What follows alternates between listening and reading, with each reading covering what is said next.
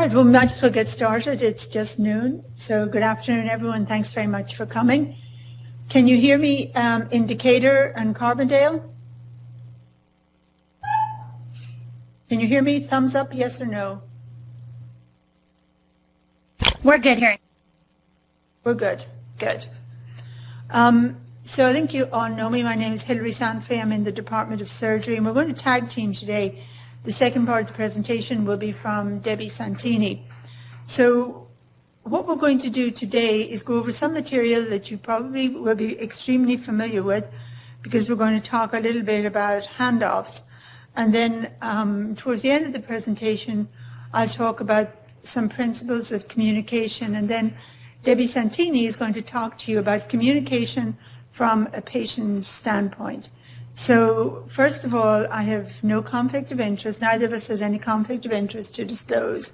So we're going to talk about handoffs, and we're also going to talk about not just effective communication, but I'm going to say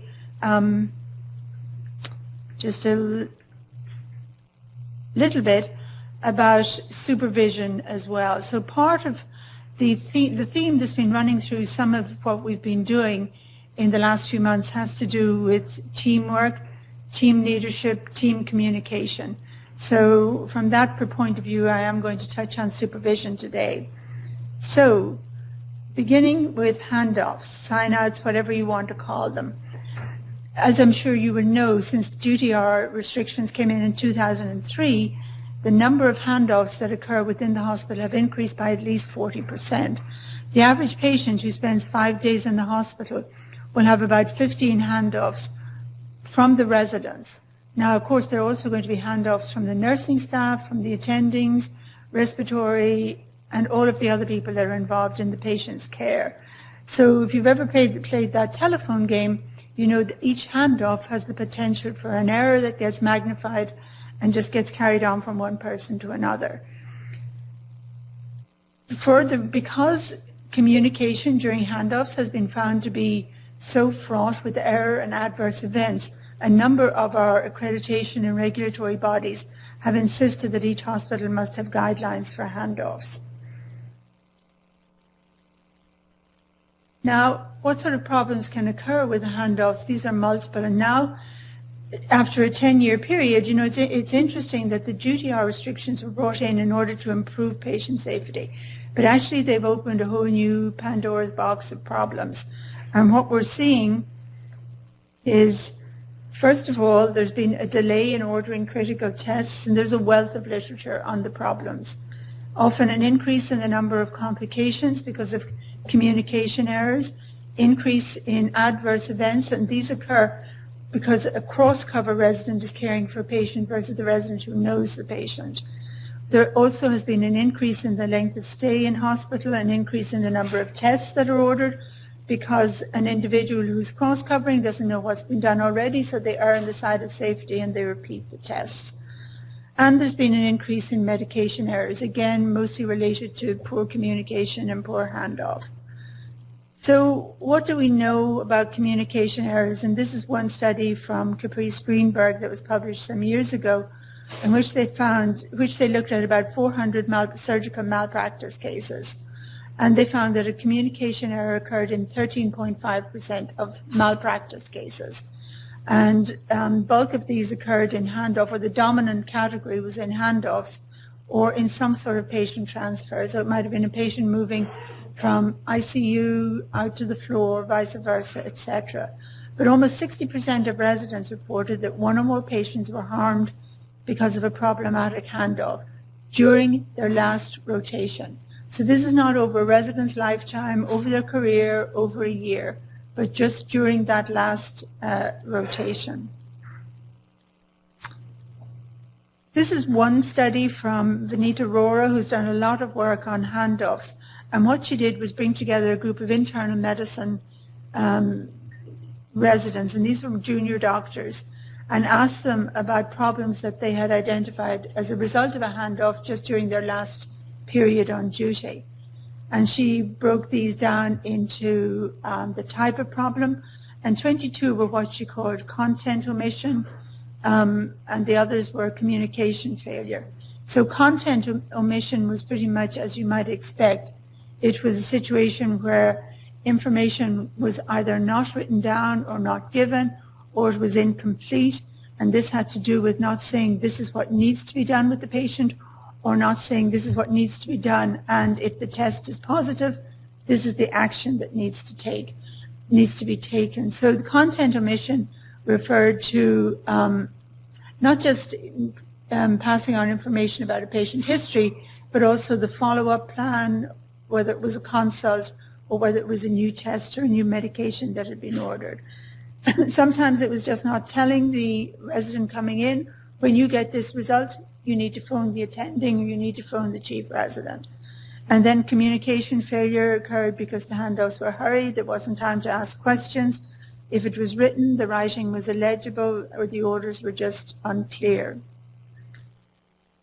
So there's a number of formula that are out there for how to conduct a handoff. SBAR is the one with which you are most familiar, and the standard SBAR, which was first developed for communication in the amongst the commander of submarines, just has the one R, SBAR, with R being recommendation. But we've added repeat to that because it's important that this communication is not just a didactic, this is what needs to be done. There has to be an opportunity to question, to query, and to make sure that the communication has been understood. So I prefer something from Carl Weick to SBAR.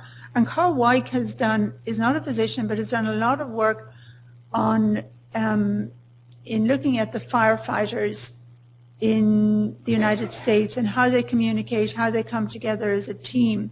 And what I like about this is similar to SBAR in it gives you the content, here's the situation, this is what we need to do, but it tells you why. And helping understand why an order is being given is really helpful, because then if you get a result that's questionable, that you don't understand, you know that this is something that's unusual. So, for example, instead of saying to somebody, get this patient's CT before they go home, it may be helpful to say, I want this CT because if it shows A, B, or C, I'm not going to discharge the patient. Or if it shows A, B, or C, I want to see them back sooner in clinic. And that helps you do the follow-up action. The other part of this that is so important is that end part. Tell me if you don't understand, the opportunity to ask questions, to query. Tell me if you can't do it, see something I don't. Now, when you're asking somebody if they have questions, there's data in the psychology literature that shows if you phrase it as what questions do you have, rather than saying do you have any questions, it actually produces a response that makes people much more comfortable asking questions. If you say, do you have any questions, you're almost giving the recipient the understanding that you're looking for a negative response. And this is something that's been shown with research, as I said, in the psychology literature. Okay, and you're all familiar with the most effective process for handoffs. It should be at a consistent time and place, if at all possible. It must be interactive. There should be the opportunity to question and verify.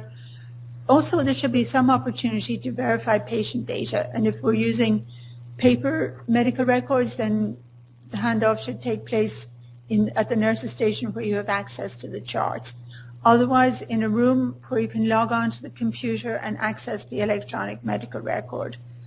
The best handoffs are face-to-face. Sometimes they just have to be over the phone if people are busy, and try to minimize interruptions. Easier said than done. You all know when you're doing a handoff, because you're trying to get off duty, somebody else is rushing to get on. It often coincides with a change in nursing staff. Everyone wants to get something done before they leave. Everyone starts paging you when you're doing a handoff. The nurses have done a much better job than we have at protecting that time. This is something we need to pay attention to. Now, the actual content of a handoff is going to vary by specialty, but this is just the minimum that should be included. So obviously patient name, where they're located, their baseline exam, this is what might happen. This is what you need to watch out for. And this is the next step once you get the result.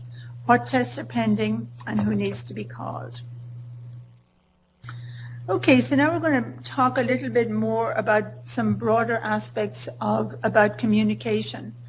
And again, we're going back to that Greenberg paper that I mentioned earlier, where they identified a number of malpractice cases that involved a communication breakdown with patient injury.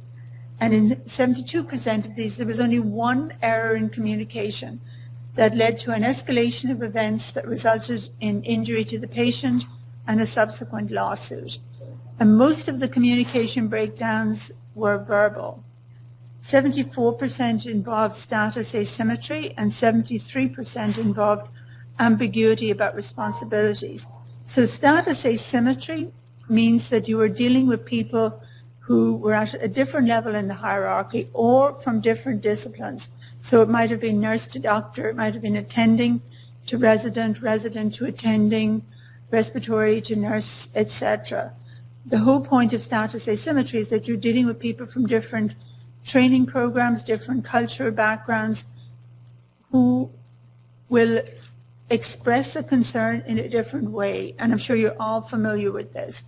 As physicians, we tend to give our orders in a very factual way. Here's the bottom line. Nurses tend to focus more on narrative.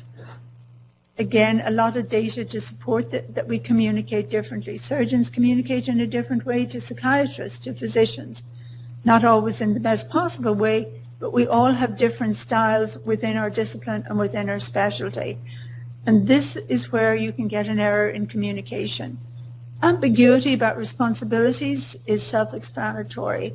And this is something that can quite easily happen when orders are not given to a named person. So let's say, for example, you're on rounds. You're rounding with your team. There's 4 or 5 people on the team. As the chief resident or the senior resident, you may say, well, let's get a CT on this patient. Fine. Much more effective to actually say to whoever is the responsible person, I need you to get a CT. I need you to order this test. I need you to go talk to the patient. Or I need you to book this patient into whatever it is. When you just give out orders to the room, something that we do without thinking about it during a code or during a trauma alert, often they don't get done, or they get duplicated, which can be unfortunate for the patient if it's an unpleasant procedure, and at best it's going to be an increase in cost. One of the things that came out of this study was that a common communication breakdown involved the resident failing to notify the attending of critical events.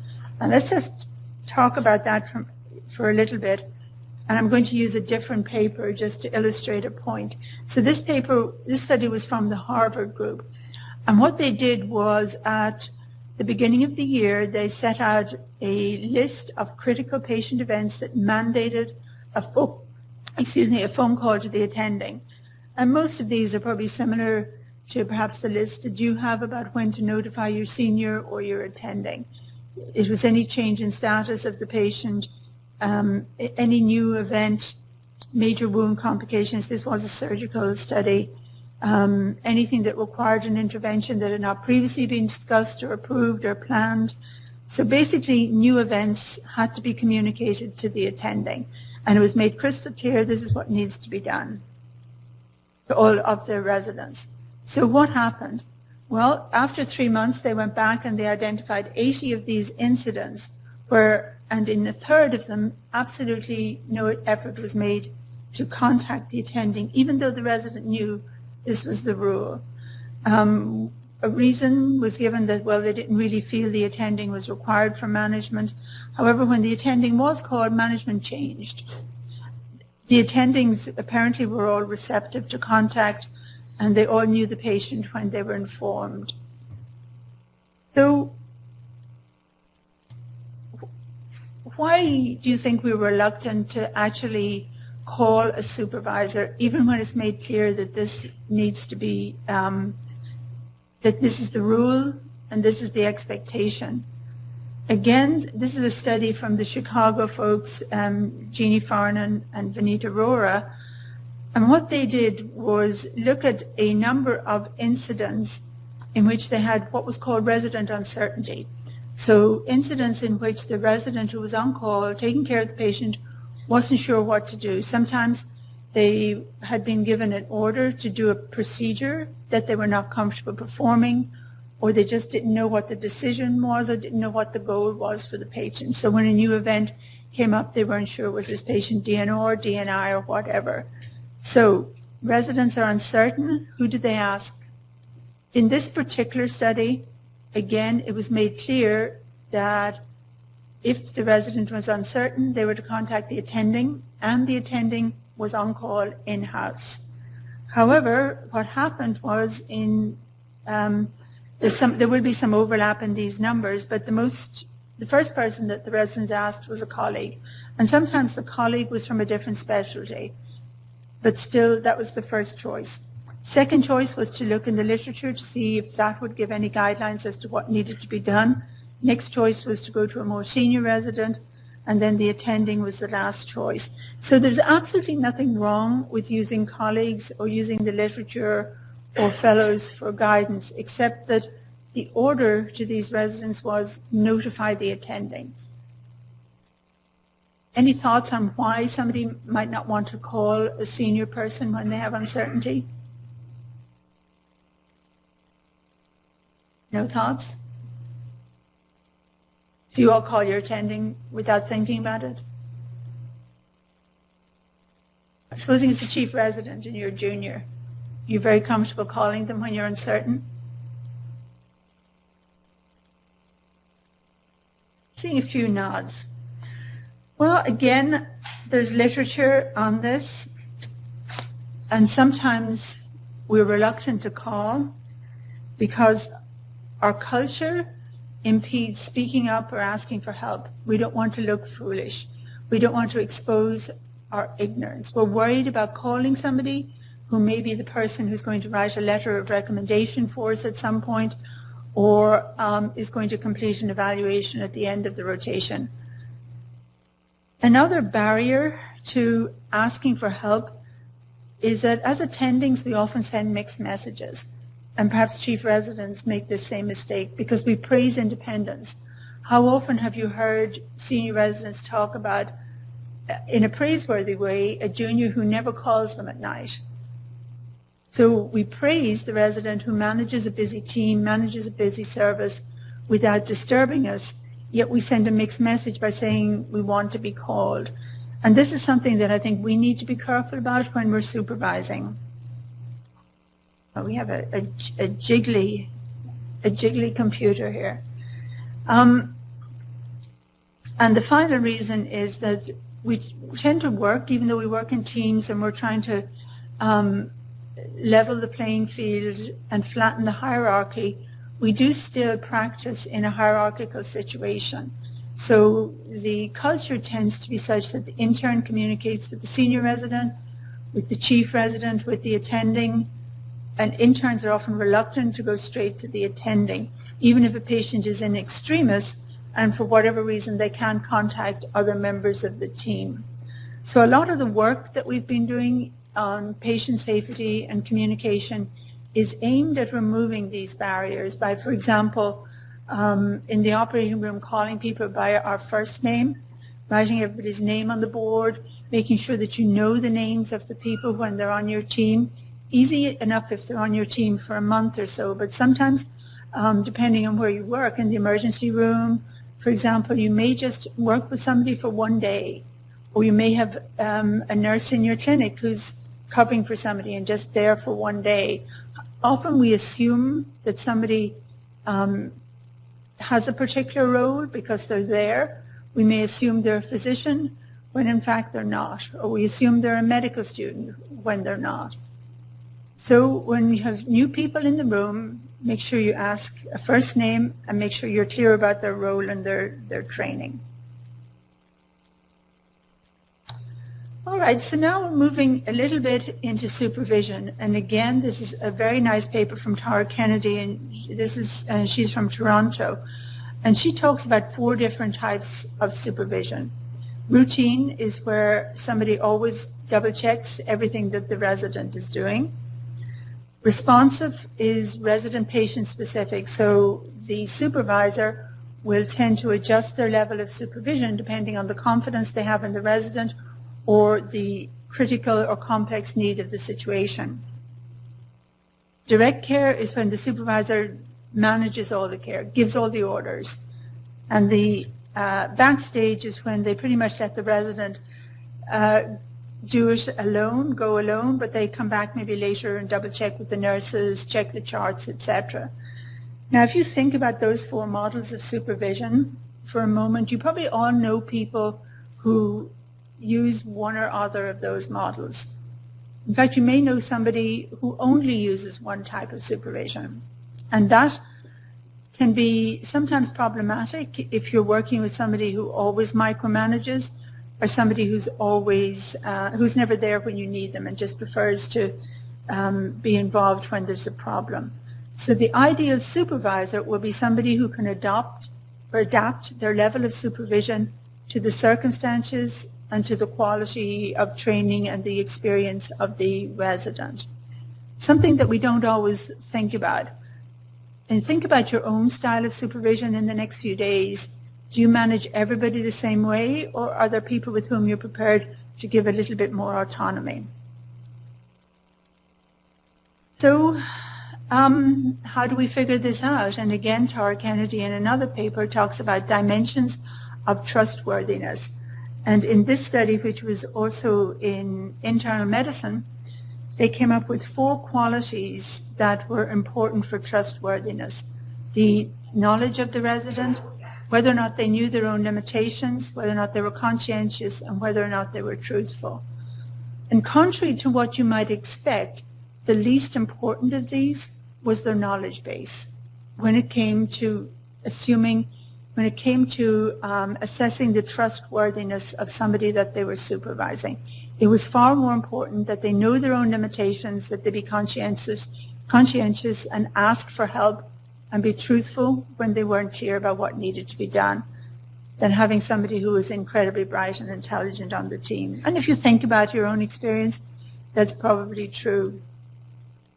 I know a program director that I knew many years ago when we were in interview season would always say, just give me an applicant who is conscientious and truthful and motivated, and then we'll take care of everything else. They were never interested in USMLE scores or whether or not they were AOA. It was these personal characteristics that they felt made up the best resident. So it's interesting that the literature supports what we probably knew in our gut for a number of years. So barriers to effective communication. Now, we've talked about some of these. We've talked about the culture of surgery. We've talked about the fact that we don't like to ask for help in case we'll be thought stupid or lacking in something or other.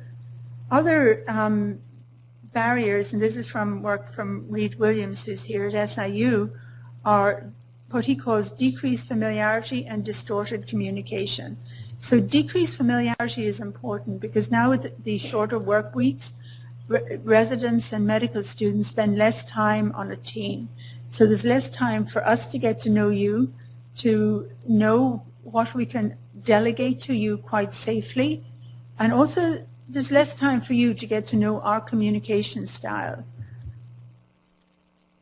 This can mean that orders get communicated without explanation. Remember that all-important step in the WIKE formula where I said explaining why is so important. Also communication, the second category that they came up with was distorted communication, where information was omitted or relayed incorrectly, or because some people have just difficulty prioritizing. And you find this at the beginning of the year with a new resident. They know what has to be done, but they have no idea where to start and what's most important. And they may think what's most important is pleasing the attending rather than doing something that is more critical for the patient. So this is just a story now that I'm just going to share with you. And it has to do with a fire that took place at a bakery in Seattle almost 20 years ago now. and Mary Pine was the name of the warehouse. The incident commander sent a team of firefighters into a burning building, and because the building was on the side of a hill, he thought he was sending them in on the first floor of a one-story building, but in fact it was the second floor of a two-story building. The first floor beneath them was engulfed in flames, the building collapsed, and 4 firefighters lost their lives. A rookie firefighter who made it out safely later told this story about how while he was fighting the fire, his helmet fell off, and as he kneeled down to pick it up, he noticed that the floor was hot underneath him. But he didn't know how to interpret this, being a rookie firefighter, so he said nothing about it and thought, well, later I'll ask about it. And of course, had he spoken up or said this to a senior, because this was something that didn't make sense to him, had he just said this to a senior at the time, then perhaps everybody could have escaped with less mortality. So when you see something that doesn't make sense to you, just speak up. Don't be afraid to look stupid. This is so important. Okay, so a couple of tools for communication. And these tools come from the Team Steps curriculum, which has been developed by the Department of Defense. It's used in the military, it's used in aviation. Some of the jargon is maybe something that we're a little uncomfortable with, but the content is important. So situation monitoring refers to the process of actively scanning behaviors and actions to assess elements of the situation or environment.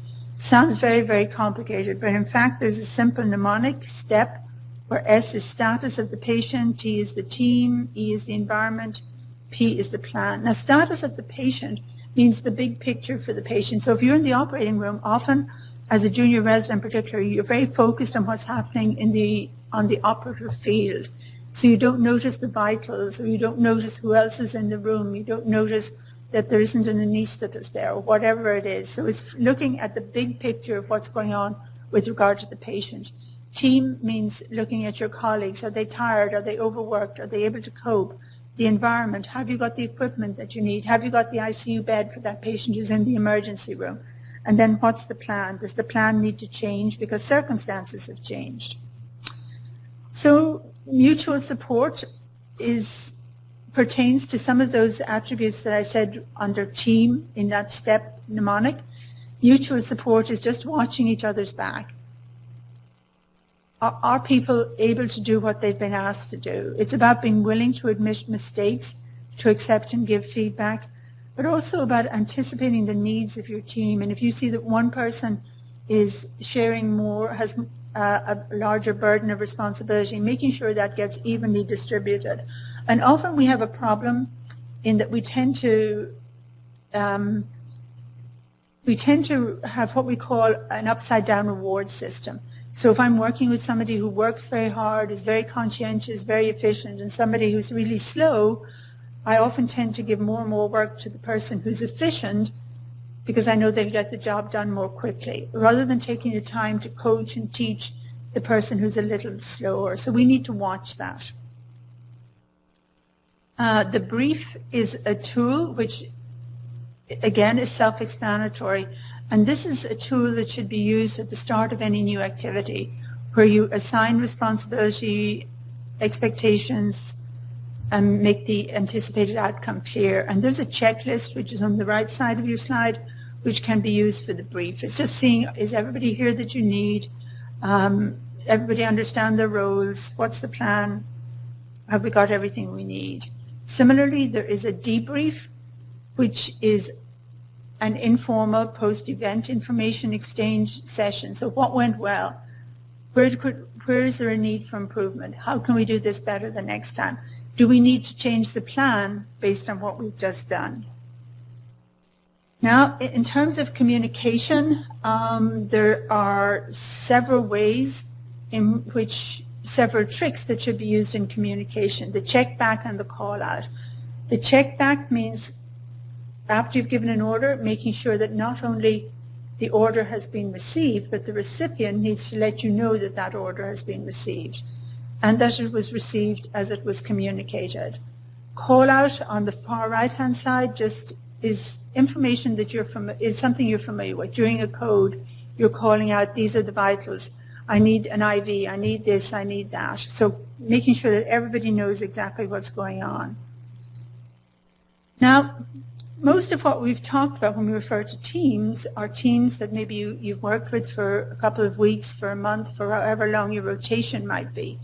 But we also have a concept of what we call an ad hoc team. And this is a group of people that just come together for a specific event.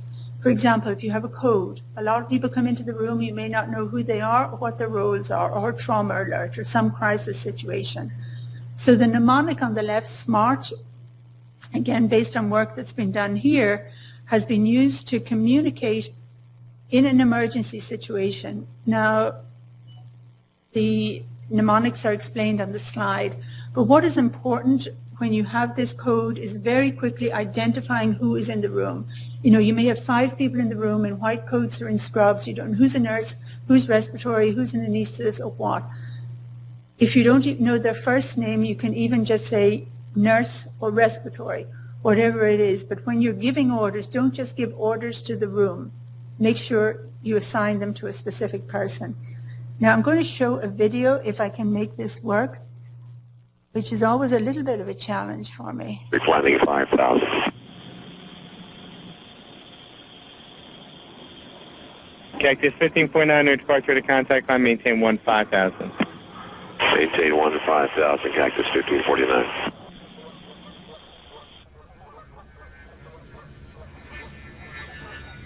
Cactus 15.9, turn left lane 270. This is Cactus 1539, hit birds, so you've lost thrust on both engines, returning back towards LaGuardia. Okay, you need to return to LaGuardia. Turn left heading up 220. 220. Tower, stop your departures, got emergency returning. It's 1529. He bird strike, he lost all engine, he lost the thrust in the engines, he's returning immediately. Cactus 1529, which engines? He lost thrust in both engines, he said. Got it. Cactus 1529, we can get it for you. Do you want to try to land runway 13? We're unable. We may end up in the Hudson. All right, Cactus 15.9, it's going to be left traffic to runway 31. Unable. Okay, what do you need to land? Do you want to try to go to Teterboro? Yes. Teterboro, Empire, actually LaGuardia departure guy, emergency inbound. Hey, go ahead. Cactus 1529 over the George Washington Bridge, wants to go to the airport right now. Wants to go to our airport. Check. Does he need assistance? Yes, it was a bird strike. Can I get him in for runway 1? Runway 1, that's good. Cactus 1529, turn right 280, you can land runway 1 at Teterboro. We can't do it. Okay, which runway would you like at Teterboro? We're going to be in the Hudson. I'm sorry, say again, Cactus? Cactus 1549, radar contact is lost. You also got Newark Airport up at 2 o'clock in about 7 miles. Eagle Flight 4718, turn left lane 210. 210, 4718. I think he said he was going in the Hudson. Cactus 1529, Houston.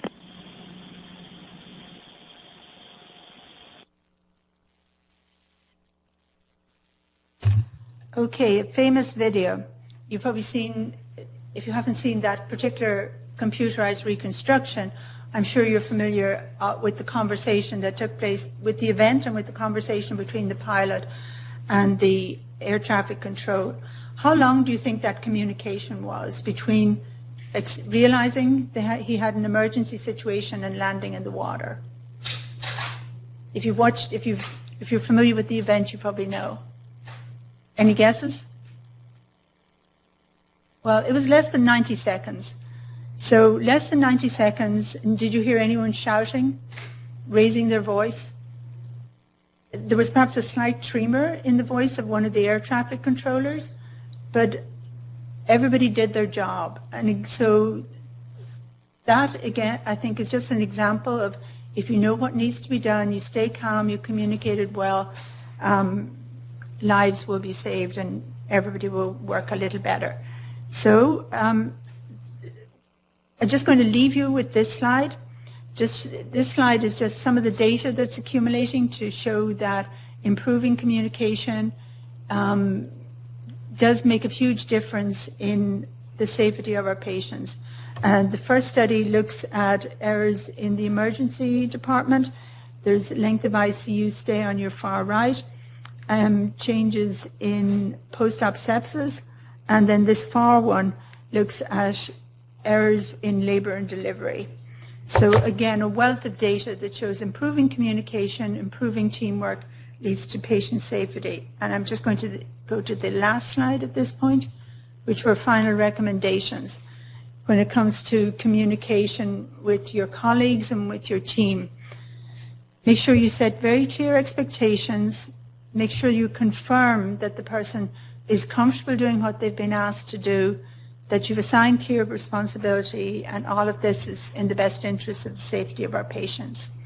So now I'm going to hand over to Deb Santini.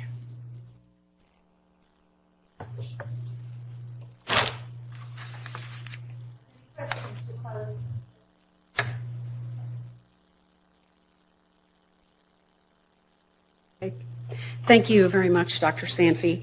I'm Debi Santini, and I work in the Office of Residency Affairs, and you probably at some point got an email from me about duty hours. That's my thing that I have to hassle you about. So, as we've seen in the series of patient safety presentations that have happened all along, there are ample opportunities for improving communication and handoffs and patient safety and quality in all areas of the hospital. But I'm speaking to you today from the perspective of a patient, trying to make you a little more aware of what patients encounter and what I call the front end of the healthcare system. I have 3 cases that I want to tell you about out of literally thousands. As I'm telling you about them, I want you to think about the teamwork and communication in your clinics and whether any of the things that these patients experienced could happen with your patients. Now, my disclaimer, I am not a medical professional. I'm not a professional speaker, and I'm going to be referring to my notes a lot because I don't want to omit any of the details of these cases, so bear with me. Our first case is this man on a sunny spring day. He's working in his yard when he snags his hand on a tree branch and gets a tiny cut. A few days later, it's apparent the cut's infected, so he tries to get into his doctor, but is told there's no appointment, so he needs to go to a walk-in clinic. He does that, and he's prescribed antibiotics.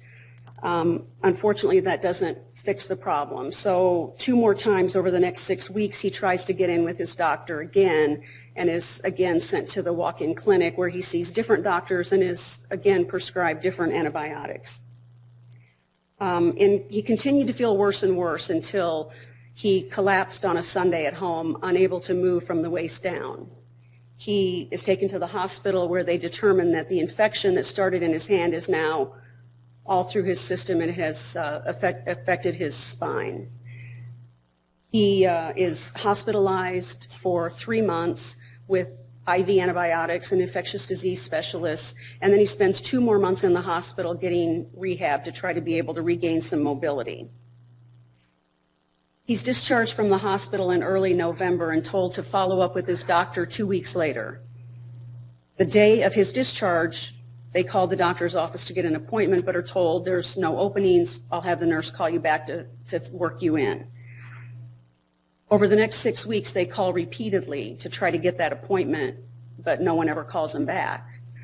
In mid-December, the nurse finally calls, only she's calling to tell them that the pharmacy had contacted them to refill his prescriptions, and the doctor was declining to do so because the patient had failed to follow up in clinic.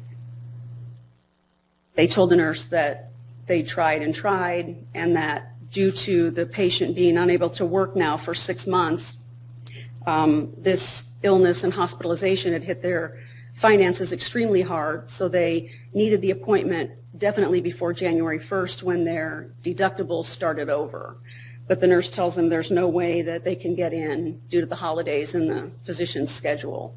So, bad situation. I hope these are rhetorical questions for you. This patient was very, very sick. And despite his horrible infection and all the opportunities for problems in the hospital, he survived that 5-month stay only to be lost in the system, which is what his doctor told him happened when he was finally able to get in to the office 10 weeks after his hospital discharge. And he's absolutely certain that if the pharmacy hadn't called his doctor, he would still be waiting for a call back. The second case is a healthy female who developed trouble swallowing and is referred to a gastroenterologist who schedules an EGD. The day of the EGD, the gastroenterologist meets up with the family and the patient in the recovery room and says, we didn't see anything too questionable, but we did dilate the esophagus and we performed multiple biopsies in various areas. I'll call you back within the week with those results. That never happened. So the patient spent several weeks trying to call the office and get the results. Finally, after 3 weeks, someone called and said, all was well with the biopsies, and the doctor recommends repeating the EGD in 5 years. So the patient goes on with life and is happy. A year later, the patient received a letter from the GI doctor's office saying, it's time to schedule your follow-up EGD based on the biopsy results from last year. So the patient's very concerned and confused, calls the office for 3 more weeks, and no one calls her back. So she finds an email address for the physician and emails the doctor and says, what in the world is going on? You told me last year this year I get a letter saying, come back in, we need to do this procedure again. And why does your staff never call me back? So the doctor responded promptly, only she said, we don't allow patients to email doctors, so you need to go through the proper communication channels. But I understand you've had a problem, so I'll find out what's going on and I'll get back to you. Several more weeks go by and a staff member calls the patient and says, the letter was sent in error, please disregard it. So more rhetorical questions, but the last question is one that I would like your answer to. Should this patient feel confident that the latest communication is accurate? Anybody think yes? Anybody think maybe no? Anybody think anything? Okay. Pardon me? I couldn't agree with you more, but this is the situation she's in right now. So what should she do? I don't know either. Okay, our third case is a 57-year-old man. A few years ago, he developed neck pain that rapidly worsened over a few weeks. He thought the unbalanced weight of the various weapons that he had to carry for over 3 decades in the military had caught up with him. And he thought that maybe the extra weight of the heavy bulletproof Kevlar vest that he had to add to his Air Force uniform for the last 7 or 8 years was contributing to this pain. It didn't get better, so in mid-November, he called for an appointment with his doctor. He's told there are no openings for 8 weeks, but he can see a physician's assistant in 3 weeks. We'll call this day 1 because that's his, even though he's had the pain for a few weeks, this is his first attempt at entering the healthcare system for this problem. So on day 21, he sees the physician's assistant who orders an x-ray at the hospital and prescribes some ibuprofen and tells him to follow back up in 4 weeks. On the way out the door, he went to schedule that return appointment and finds out that he can see his actual doctor in 5 weeks, so he schedules with his doctor instead. The x-ray was done at the hospital, local hospital, the day of that first appointment, but after a week, no one had called the patient with any results. So he called and was told someone would call him back. And finally, on day 30, he is called and told that the x-ray shows arthritis, continue the ibuprofen, follow up with the doc, and we're going to order you some physical therapy. So it took 9 days to get x-ray results to this patient. Is that standard? Is that acceptable? How soon do you get x-ray results? Anybody? The same day? The day after the x-ray is done? Should this patient have had to wait 9 days to get x-ray results? Oh, and about the physical therapy, no one ever called the patient to tell him when or where to go for physical therapy, and no one ever responded to his phone calls asking about it. So day 56, the patient shows up for his follow-up with his physician. He is in so much pain that he can't even be upright, sitting or standing for more than 20 or 30 seconds at a time. He hasn't been able to work for over 3 weeks at that point. At this appointment, the physician read the radiology report from the neck x-ray for the first time. Now, think about that. The x-ray was done on day 21. This is day 56. So this x-ray report is 35 days old. And it says there is a distinct step-off at C2 and C3, and further imaging is recommended to determine the etiology. So the doctor prescribes Vicodin for the pain. The patient's told to continue with physical therapy and return in 2 weeks for follow-up. But the patient says, no one ever told me about physical therapy. So what do I do?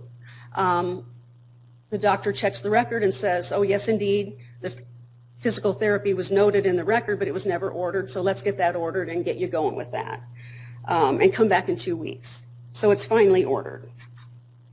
The patient's wife at that point said, you know what, I have a really, really bad feeling about all of this, and I'd really prefer that we do a scan right now. Can we scan? That's what it said on the radiology report 35 days ago. Let's get this done. And the doctor said, no, we haven't tried conservative measures long enough. Let's get the physical therapy going and then reassess in 2 weeks. So, day 69, the patient goes back and sees the physician for the second time. His pain is worse, his Vicodin is increased, and the doctor says, let's take some time with physical therapy. It takes a while to help, then I'll see you back in a couple weeks. Please be patient.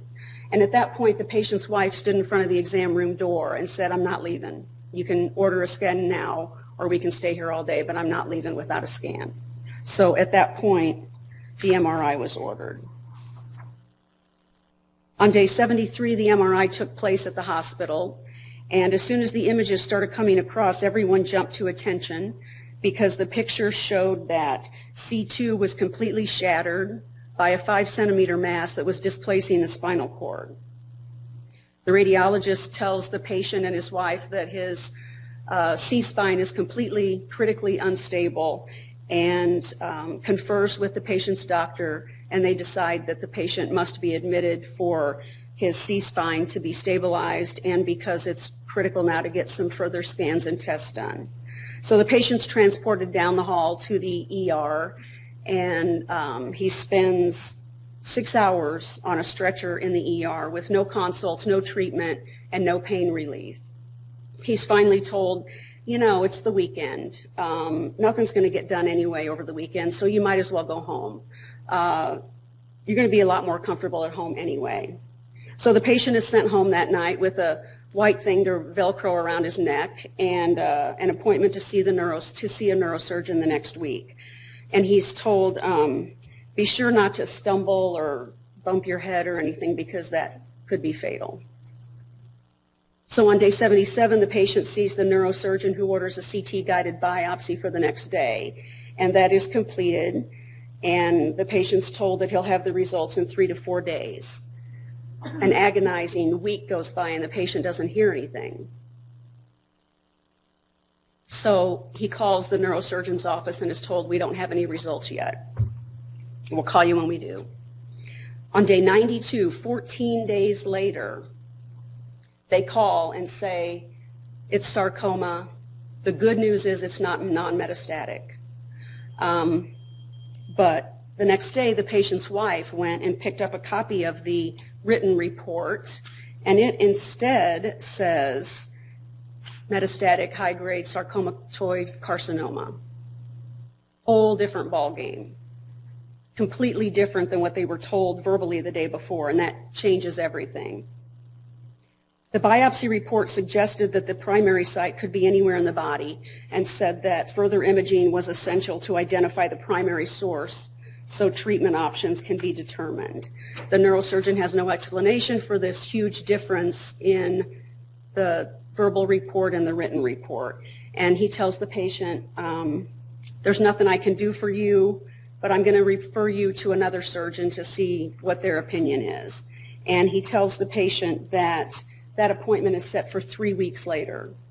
So we're at day 93, and everybody thinks it's okay to wait 21 more days for this second opinion. The patient's wife went a lot crazy, I guess, and got the appointment moved up to just 8 days later.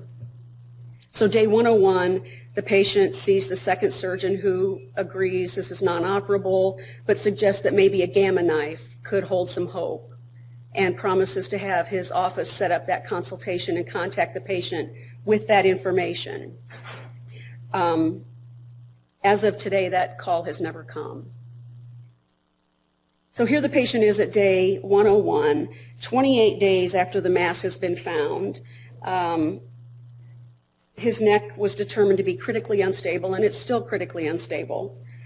A biopsy's been done, but nothing else. No other tests, no other scans, nothing has been done to determine where the primary tumor might be. And no treatment options have been figured out or even started. 2 surgeons have said, I can't help you, and sent the patient on his way. So the patient's wife pleaded with the patient's primary care provider to get the scans ordered, get them done, and get this patient sent to an oncologist. She also contacted the radiologist that found the tumor on MRI and enlisted his help. He paged the primary care physician on the patient's behalf, and the scans were ordered, and the patient was referred to an oncologist, and those scans were completed over the next 10 days. On day 113, the patient saw the oncologist, who reviewed all the scans and tests with the patient and his wife and children, and he told them this. He tells the patient that his situation is very grim and recommends making sure his affairs are in order. A second opinion 2 weeks later concurs. Getting the second opinion scheduled in another city actually was relatively quick, but it couldn't happen until the first opinion was in place, which actually took almost 4 months. The patient's clearly unable to work and has not been able to since mid-December, but he has several months worth of sick and vacation time that he would prefer to use so that he can keep his income and insurance in force without having to go on disability and having to pay for COBRA on the extremely reduced income that disability benefits bring. In order to do this, his employer requires that a form be signed by the doctor saying the patient's not going to be able to work for 6 weeks, or for at least 6 months. The patient's wife hand-delivered the form and a pre-addressed, pre-stamped envelope to the oncologist's office, where they promised to get it signed and mailed back to the patient's employer that same day. However, 6 weeks later, the patient received a termination notice because he had failed to return to work and he had not had the form signed and returned.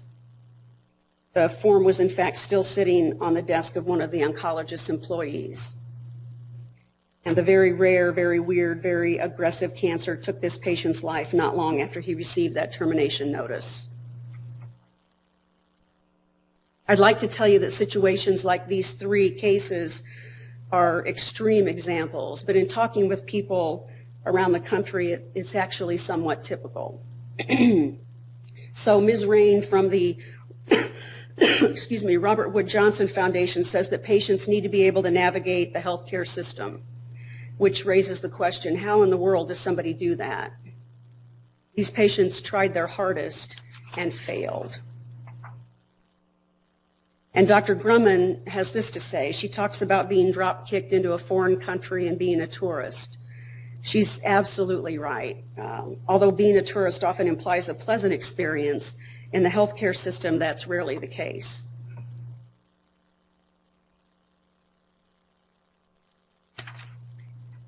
So do you have to have connections? Does that help you in any way? Well, the last patient had plenty of connections. His sister, his sister-in-law, his cousin, his brother-in-law is a radiologist, and his wife works at the medical school, and I'm his wife. We were all trying frantically to help him, but we could not navigate the healthcare system that we had to depend on.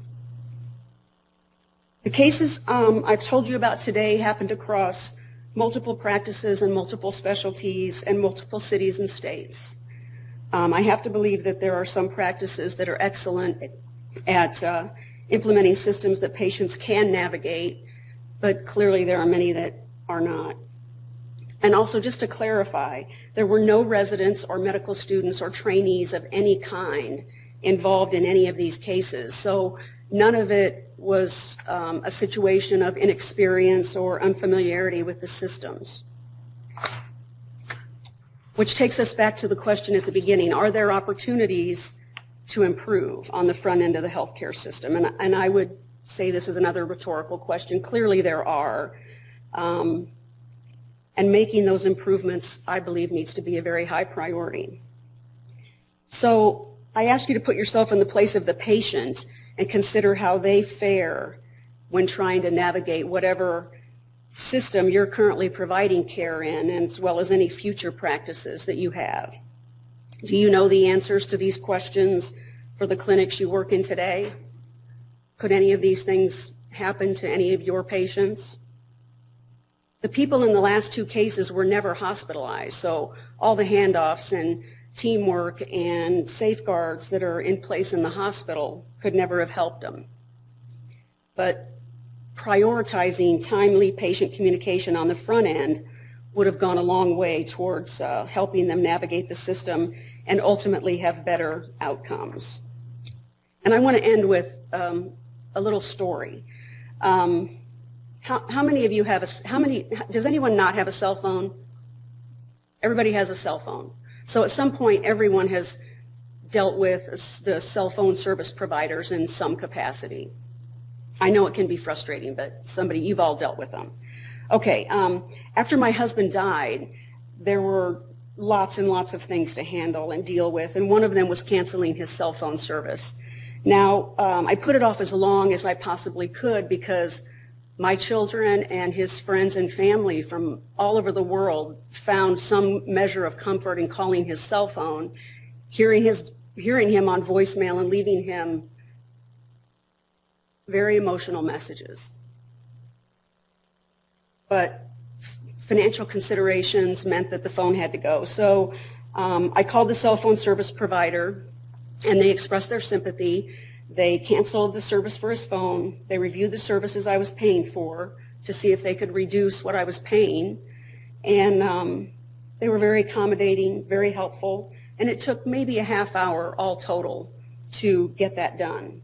And I was so struck by this. I didn't have to make an appointment and wait to get in. I didn't have to call multiple times and wait anxiously by the phone for weeks for someone to call me back.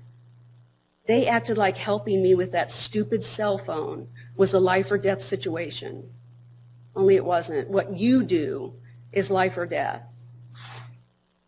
I understand perfectly well that the practice of medicine is far more complex than a cell phone system, but I feel strongly that our current healthcare communication system is seriously flawed, and I believe it's past time for the front end of the healthcare system to take some lessons from other industries that handle communication well.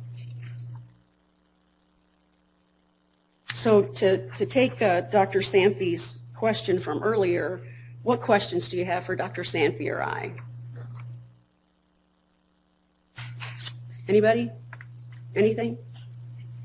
Anybody? Anything from the affiliates? Carbondale or Decatur? Anything else, Dr. Sanfey? No, just a couple of things, just to thank everybody, first of all, for coming. But thank you, Debbie, for sharing that. I know it wasn't easy, but I think it often reminds us that it's the little things that make a difference, such as filling in those forms for the patient, returning the phone call, making the extra effort to just get an X-ray result. And it doesn't have to be you that does it all the time, but when you're out in practice, just think about how to set up your office so that communication is timely with the patient and putting safeguards in place. Any questions? Thanks very much, everybody. Thank you, and please complete your evaluations. We value your feedback greatly.